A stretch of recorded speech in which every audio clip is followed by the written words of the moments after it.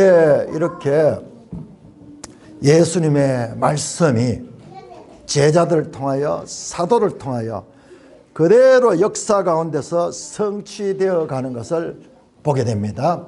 자, 이와 같은 것을 성경신학적으로 이와 같은 것을 구원 계시의 발전성이라고 합니다. 구원 계시의 발전성. 마태복음에 나왔던 이런 주제들이 역사 가운데서 계속해서 발전하면서 성장해 나가는 거예요.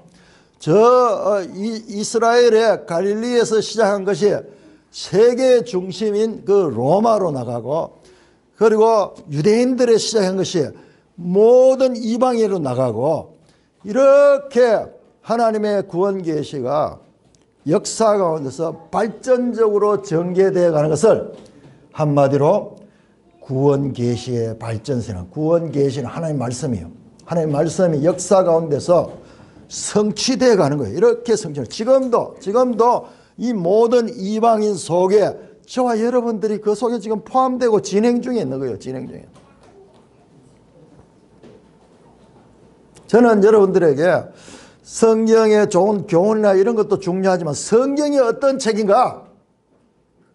성경이 어떤 책인가? 왜 66권은 되어 있으며 여기저기 다른 사람들이 기록했는데도 불구하고 일관되게 서로 유기적인 관계를 가지는가? 그것을 알 때 이 성경이야말로 하나님의 말씀이구나. 마태가 쓰고 바울이 썼지만은 같은 하나님의 뜻을 이루어가는 것을 전하는 책이구나. 그래서 성경이라고 하는 거예요. 성경이라고 하는 거예요. 하나님의 말씀이라고 하는 거예요. 우리가 이 부분에 대해서 명확하게 깨달아질 적에 성경을 하나님의 말씀으로 바르게 믿게 되는 거예요. 여기 짜투리로 여기 조금 저기 조금 이런 산발적인 지식 가지고는 하나님의 말씀 앞에 우리가 목숨을 걸고 정말 이 말씀만이 진리라고 그렇게 결단할 수 있는, 그렇게 선택할 수 있는 그런 결단이 우리 가운데 나오지 않는 거예요. 이런 것을 알 적에 이야 그렇구나.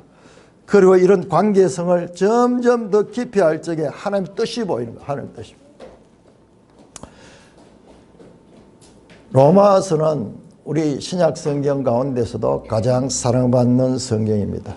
특별히 이 로마서 안에는 이신칭이라고 믿음으로 말미암아 의롭게 된다. 이신칭이라는 이런 구원 교리가 있어서 종교개혁자들이 가장 사랑하는 책이고, 그 다음에 오늘날 우리 개신교회가 이 말씀을 가지고 저 가톨릭에서부터 그렇게 분리되어서 나온 것입니다.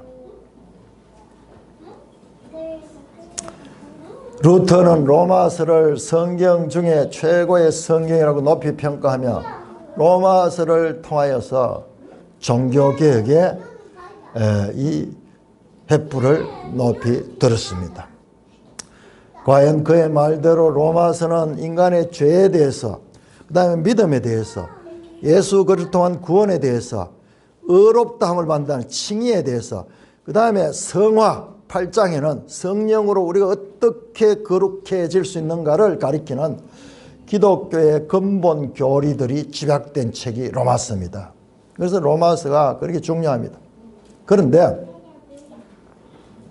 로마서를 그러한 기독교의 기본 교리들만 다루고 있다고 우리가 보통 생각하는데, 그렇게 생각하는 것은 그 자체가 비성경적이에요. 왜 그러냐 하면 여러분 성경을 보세요. 성경을 자세히 보면 성경은 항상 이 땅에서 일어나는 일을 통해 가지고 하나님의 큰 뜻을 전합니다. 그냥 하나님이 어떻다 이렇게 이야기하는 것이 아니고 역사적인 사건과 구체적인 상황을 통해 가지고 하나님을 알려주는 거예요. 구약 성경 자체가 그렇잖아요. 구약 성경이 어떻습니까? 저 이스라엘 역사를 통해 가지고 우리가 이스라엘 역사를 왜 우리가 배워야 되는지 그런 생각이 들 때 많아요. 우리가 왜 이스라엘 역사를 배워야 되고 이스라엘하고 우리가 무슨 상관인가? 아니에요. 하나님이 그 이스라엘 역사라는 모형을 통해 가지고 하나님을 우리에게 알려주시는 거야. 신약 성경도 마찬가지입니다. 신약 성경도 복음서들도 보면 복음서 나름대로 상황이 있고, 그 다음에 바울 서신 또는 여러 서신들은 보면요, 전부 다 그 교회의 특별한 상황에 맞추어 가지고 그 서신들이 기록이 되었습니다. 그런데 로마서는 그런 거 없이 순수하게 교리, 순수하게 이 교리만 가리키는 책처럼 많이 생각하는데, 그것은 로마서에 대한 충분한 이해가 되지 않는 생각입니다. 그러면 로마서는 과연 어떤 배경을 가지고 있는가? 로마서를 쓰는 목적을 제대로 알면은 로마서를 제대로 이해할 수가 있는데 큰 우리가 도움을 받게 됩니다. 자, 로마 교회를 우리가 생각하면 로마 교회는 어떻게 생겨났을까? 사도 바울도 로마에 가지 못했어요. 이 편지는 앞으로 가게 될 것, 한 60년경이 지나가지고 로마 도착하는데 그 이전에 57년경에 고린도에서 기록했다고 합니다. 그런데 어떻게 이미 로마에는 교회가 아주 든든하게 세워져 있었어요. 16장에 보면 로마 교회의 이름들이 쫙 나오면 로마 교회에 한 7개의 교회가 로마 안에 있다는 것을 알 수 있는 자료들이 나옵니다. 로마 교회는 과연 누가 복음을 전해가지고 교회가 저 멀리 이방 땅에서 교회가 생겨났을까요? 자, 우리 사도행전 2장을 한번 찾아보시고 지도 344쪽도 한번 찾으십니다.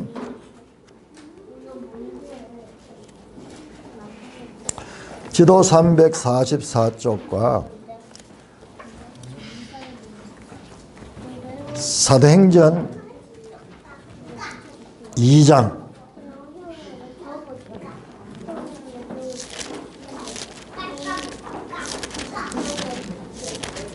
사도행전 2장을 보시면 사도행전 2장은 이제 오순절 성령이 강림하는 그 때를 가리키죠.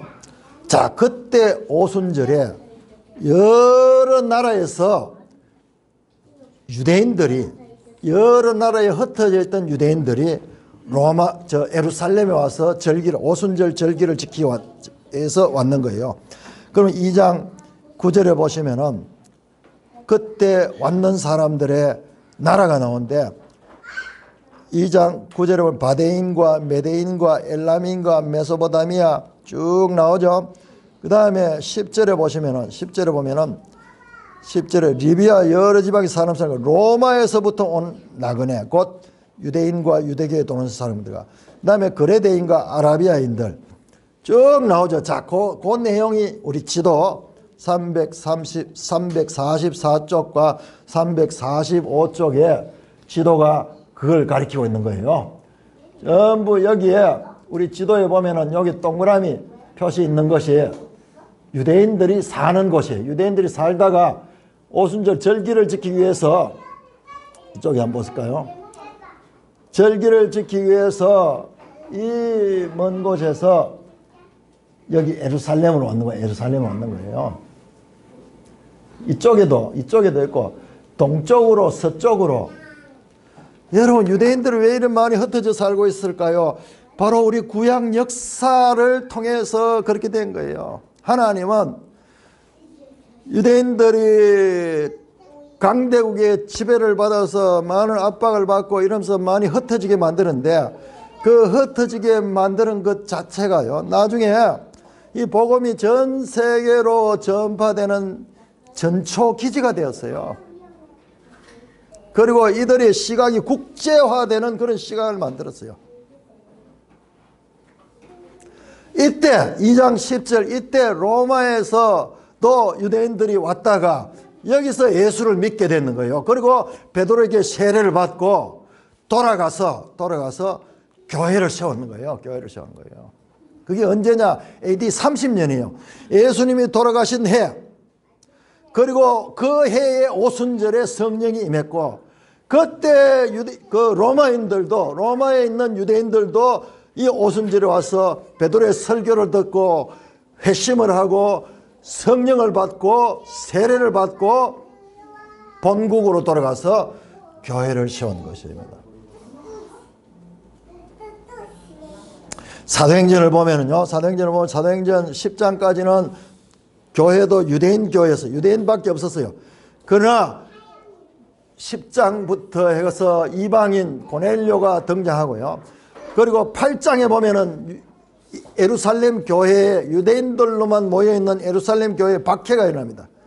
그래서 예루살렘 교회가 흩어져서 이방인들의 교회로 많이 갑니다. 그래서 사도행전 13장을 보면은 이미 안디옥 교회가 나오는데, 안디옥 교회는요, 이방인들이 많이 주가 되어 있는 그런 교회인데, 거기에서 바울과 바나바를 선교사로 파송합니다. 그래서 어떻게 보면 예루살렘 교회가 박해를 받아가지고 흩어진 것이 불행한 일인 줄 아는데, 결과적으로는 하나님의 복음이 온 세상으로 전파되는 데는 아주 결정적으로 중요한 역할을 했던 것입니다. 그래서 사도행전 후반부에 가면 전부 이방인들이 나옵니다. 안디옥, 빌립보, 데살로니가, 베레아, 아덴, 고린도, 에베소, 나중엔 저 로마까지 나오는 거죠. 로마까지 나오는 거죠. 여러분, 짧은 시간에요, 유대인의 종교, 이스라엘만의 종교에서 예수님의 말씀대로 이렇게 온 세상을 향하여 이 말씀이 선포되고 교회가 확산이 되었습니다. 여기에 우리 지도책에 보면 많은 지역들이 나오지만 그 가운데서도 특별히 로마, 사도 바울이 로마서를 기록한 것은 그 로마에 대한 목표를 가지고 기록했는데, 사도행전 제일 마지막에는 바울이 로마에 들어가는 이야기 나와요. 성경은 로마를 아주 중요시합니다. 그냥 우리가 역사를 모르고 지리를 모르면 그러면 뭐 로마도 여러 지역 중에 하나겠다 이렇게 생각하는데, 여러분 로마가 어디예요? 그 당시 세계의 모든 정치, 경제, 문화의 중심지고 모든 권력의 중심지고 세계를 지배하는 그와 같은 황제가 있는 도시가 로마잖아요. 그러니까 하나님은요, 하나님 일을 하시는데 아주 전략적으로 가장 요충지인 로마를 중요하게 다루면서, 그래서 온 세상에 복음이 퍼질 수 있는 그런 맥을 잡고 일하십니다. 우리 하나님이 그렇게 일하죠. 구약 성경도 보면요, 이집트, 바벨론, 페르시아, 헬라 전부 세계 제국의 가장 강대국들이었어요. 가장 영향이 있는 나라. 유대인 제자들이 전하기 시작한 복음은 이방나라 로마에서 교회를 생기게 만들었습니다. 이방나라 중심지에 유대인 그리스도인들의 교회가 생기고 자리를 잡기 시작했습니다. 그런데 교회의 지도자들이었던 유대인들이 로마에서 모두 추방되는 사건이 일어났습니다.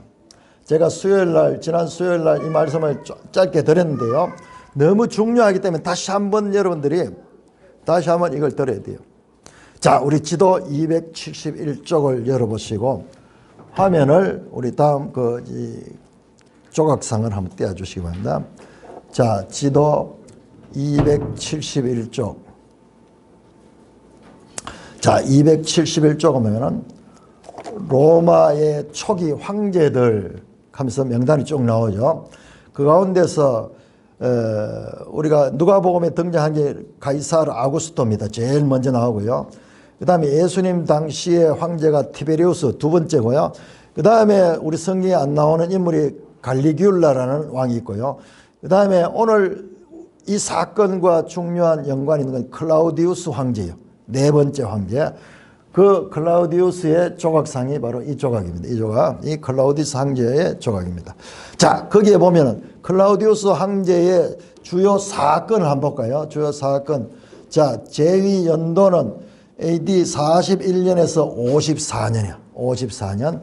이 사건이 언제 있냐 그러면 AD 49년에 일어난 사건이 있습니다. 거기 보면 AD 49년에 어떤 사건이 이 클라우디우스 황제가 로마에 사는 모든 유대인들을 추방시켜 버렸어요. 그래서 그 사건이 아주 중요하기 때문에 지금 여기에 보면은 클라우디우스 황제 때 그게 나오죠. 자, 거기 보시면은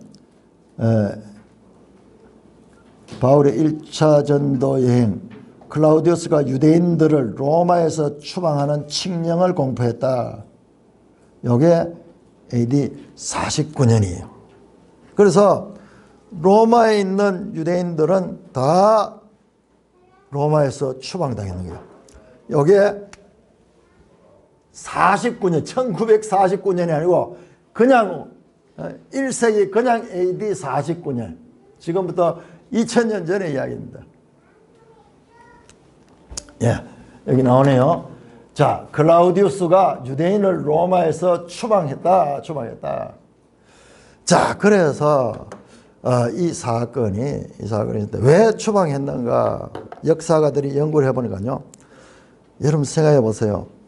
유대인들이 여기 살고 있는데 유대인들은 가는 곳마다 회당을 짓고 그 다음에 아주 종교적으로 철저하게 안식일을 지키고 자기들 공동체를 형성하잖아요.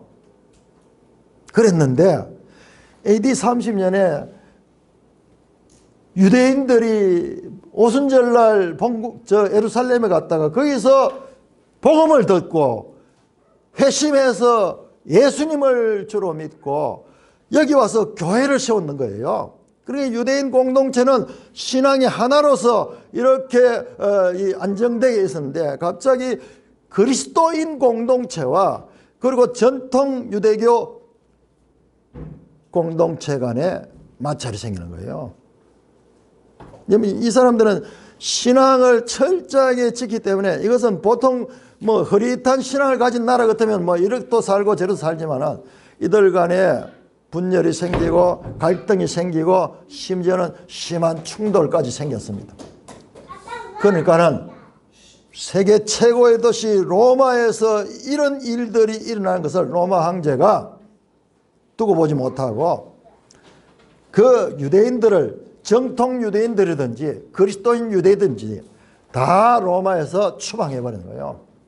그것이 유명한 클라우디우스 황제의 유대인 추방입니다. 자, 이게 성경에 나옵니다. 자, 사도행전 18장을 한번 찾아주세요. 사도행전 18장. 사도행전 18장.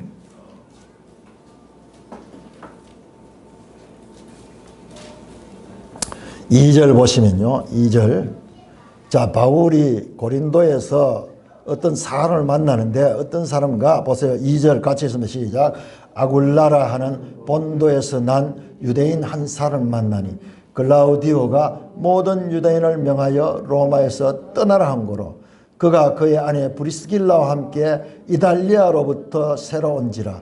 바울이 그들이 갔다. 자, 이달리아가 로마가 있는 이 반도가 이달리아 반도예요. 오늘날 이탈리아로 가죠. 이탈리아. 거기에서 유대인이 로마에서 클라우디오 황제 때 유대인들이 로마에서 추방되는 거예요.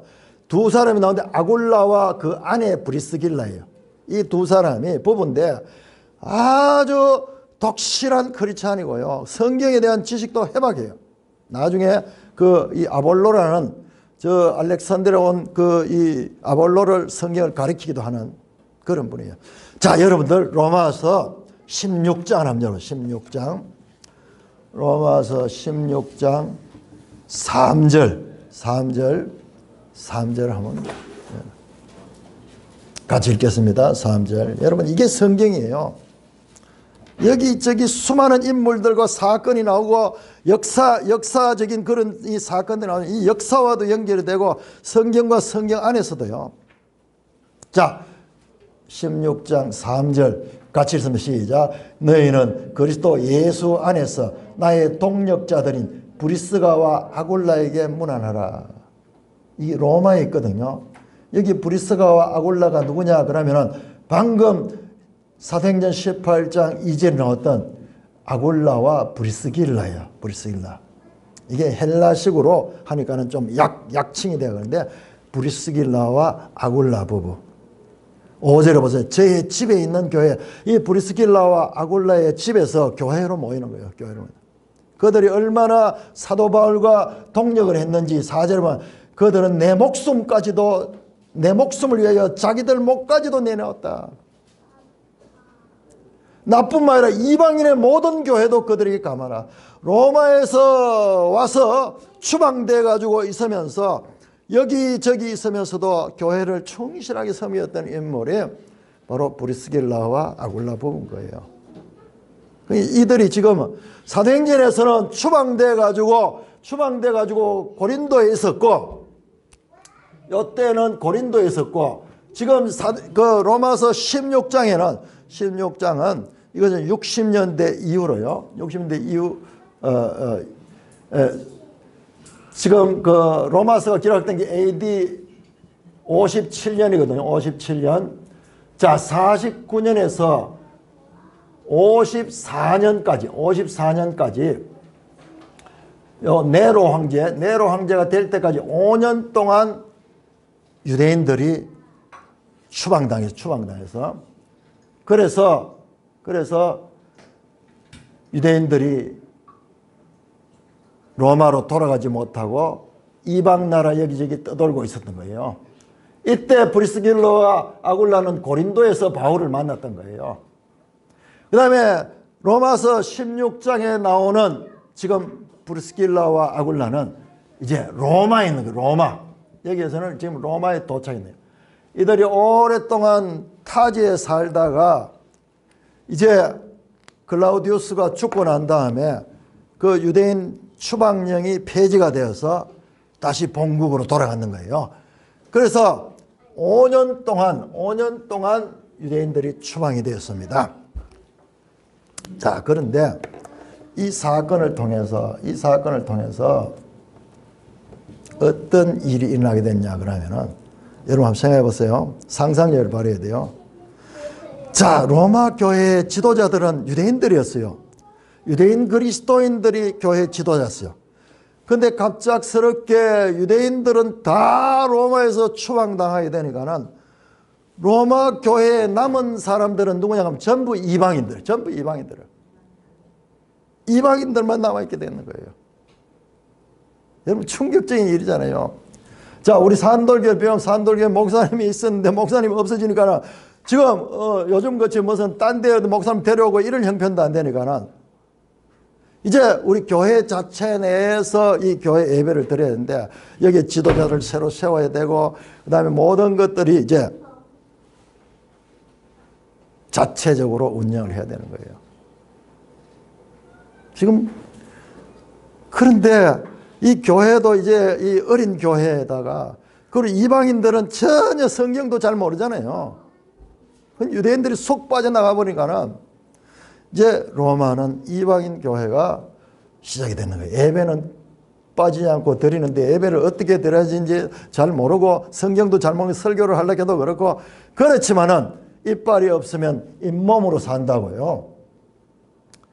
그들이 예배를 계속해서 드렸습니다. 이제 한 6개월 지나면 다시 지도자들이 안 돌아오겠나 싶으면서 대충 했는데 6개월이 지나도 않아. 1년이 지나도 않아. 2년이 지나도 않아.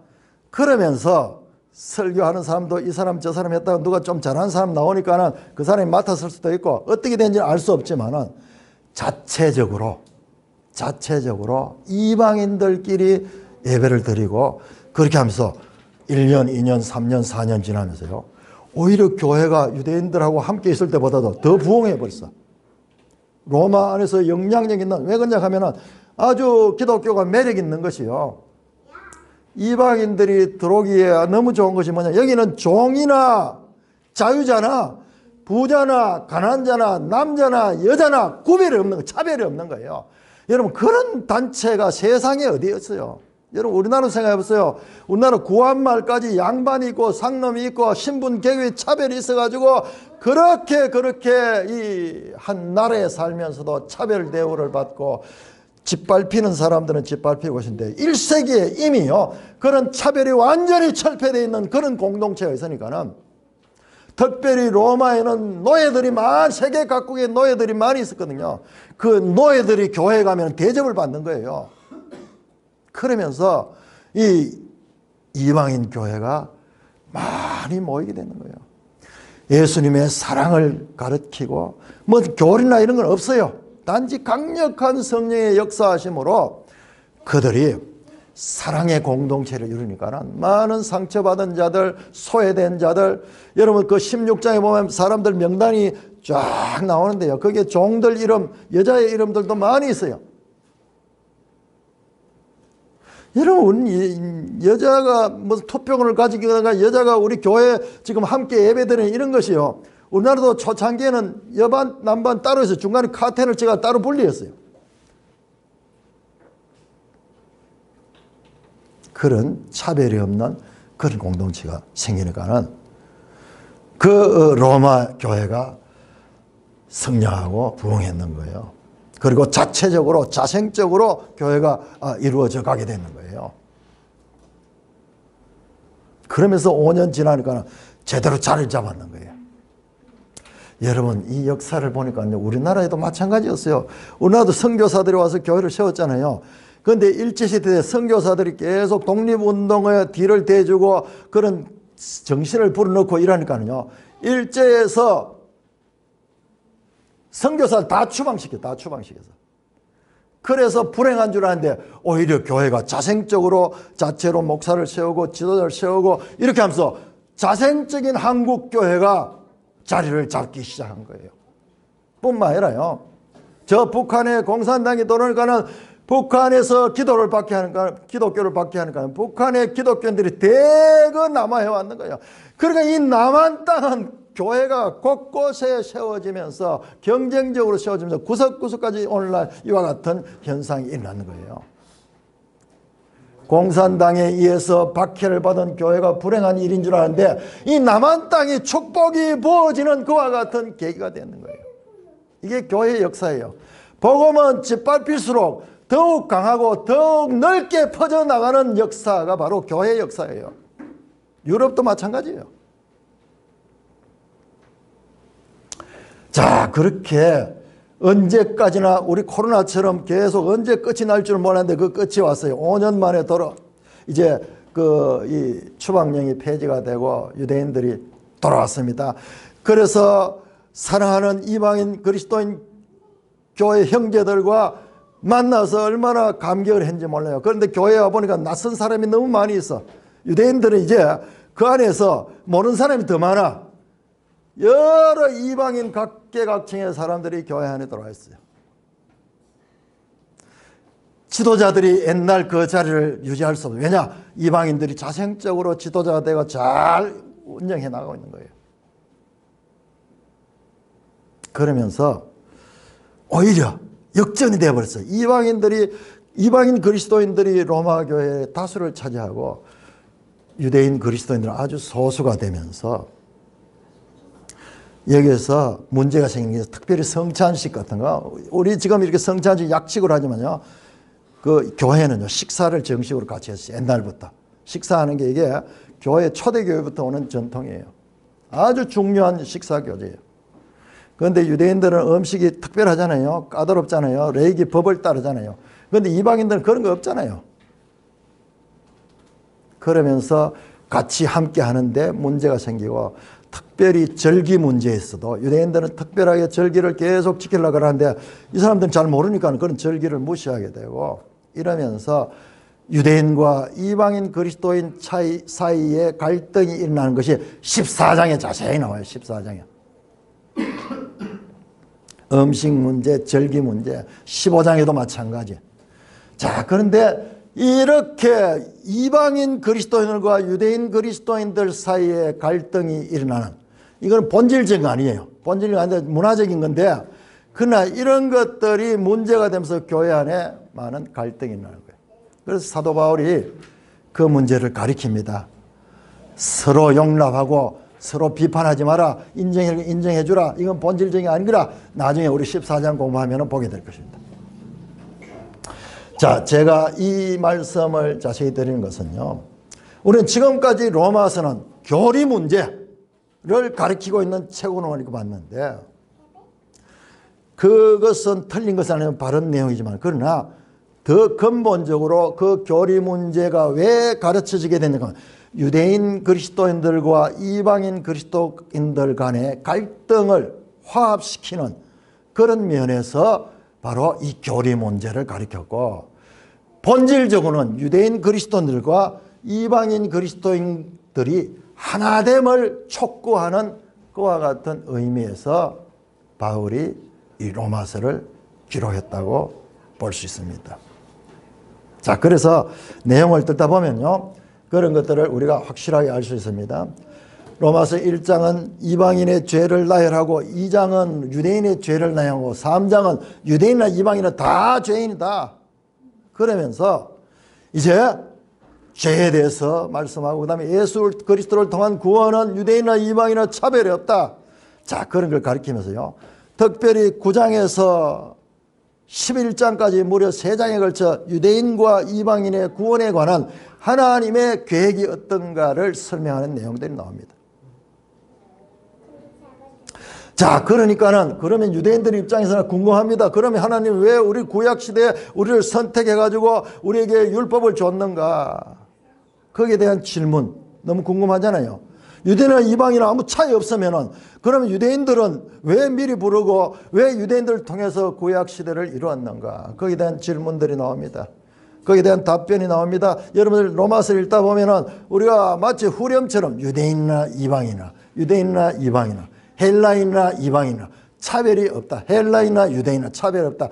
그런 이야기들 계속 나오는데, 이게 제가 찾아보니까는 의미는 때로는 할례자나 무할례자나 율법 있는 자나 율법 없는 자나 전부 동일하냐. 유대인과 이방인의 관계에 대해서 말씀하는 거예요. 이 내용이 전부 끝까지 다 나와요.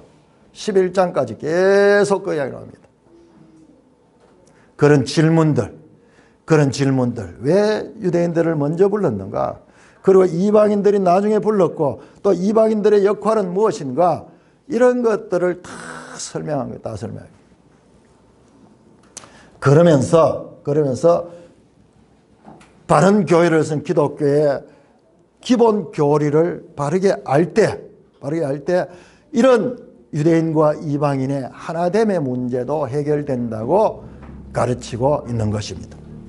사랑하는 형제 자매 여러분, 저는 오늘 로마서의 기록 동기를 중심으로 로마서 전체를 이해할 수 있는 길을 열고자 먼저 유대인과 이방인 문제를 말씀을 드렸습니다. 제가요, 이 로마서를 읽으면서 늘 궁금했던 게 그거예요. 로마서 특별히 3장부터 8장까지는요, 정말 교리거든요. 죄, 그 다음에 예수 그리스도를 통한 구원, 그 다음에 칭의, 그 다음에 성화, 8장에서 성령을 통해서 거룩하게 되는 그 이야기를 가르치는 거예요. 자, 그렇게 끝나고 로마서가 끝이 나버리면 로마서 완전히 교리 중심인데, 근데 그렇게 끝이 안 나고 9장, 10장, 11장이 유대인과 이방인의 우리하고는 별 관심 없는 것 같은 그런 이야기가 지리하게 계속이 돼요. 교회가 앞부분은 깊이 보면서 그 뒷부분은 좀 소홀했어요. 그래서 교회 역사를 보면요, 유대인에 대한 하나님의 뜻은 흐려지고 유대인들에 대한 박해가 교회 안에서 많이 일어났어요. 그런데 9장에서 11장을 보면요, 유대인을 통한 하나님의 구원 계획이 자세히 나오고 있습니다.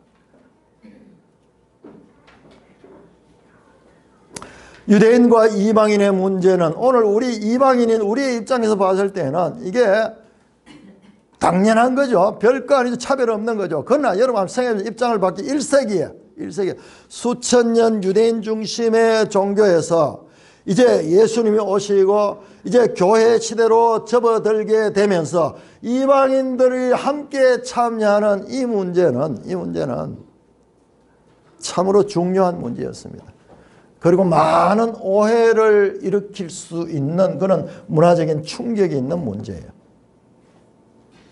그야말로 유대교에서 기독교로 전환되는 이와 같은 패러다임의 시프트, 패러다임이 변화되는 그와 같은 시대가 바로 1세기 로마서가 기록된 그 시대 배경입니다.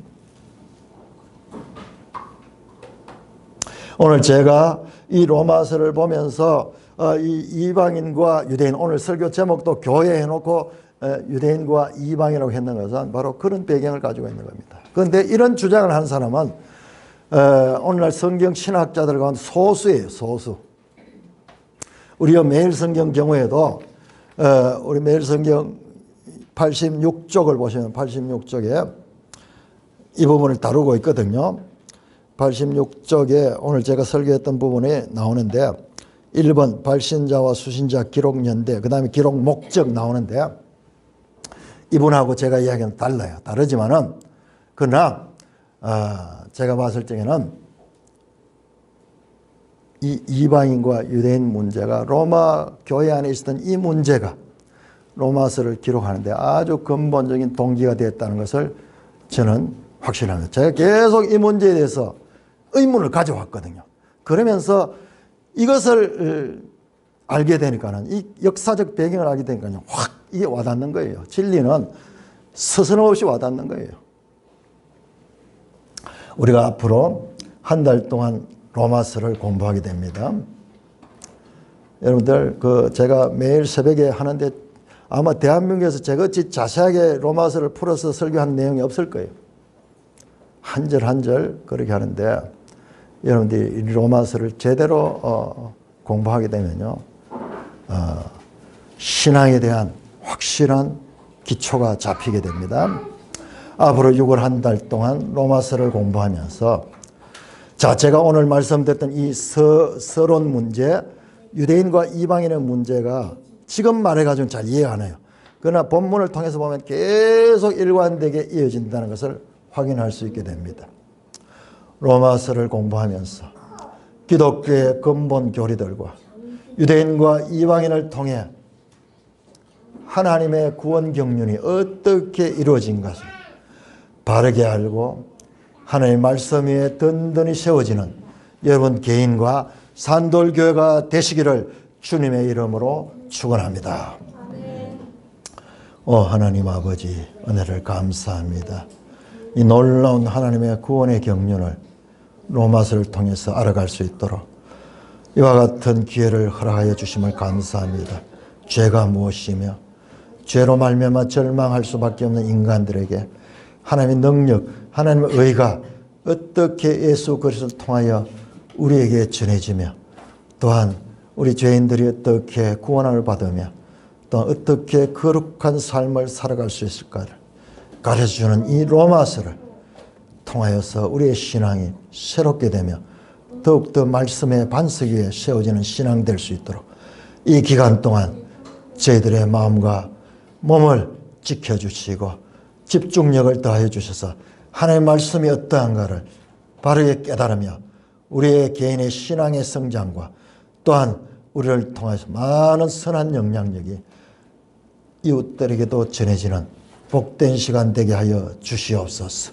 예수님 이름으로 감사하며 기도드리옵나이다.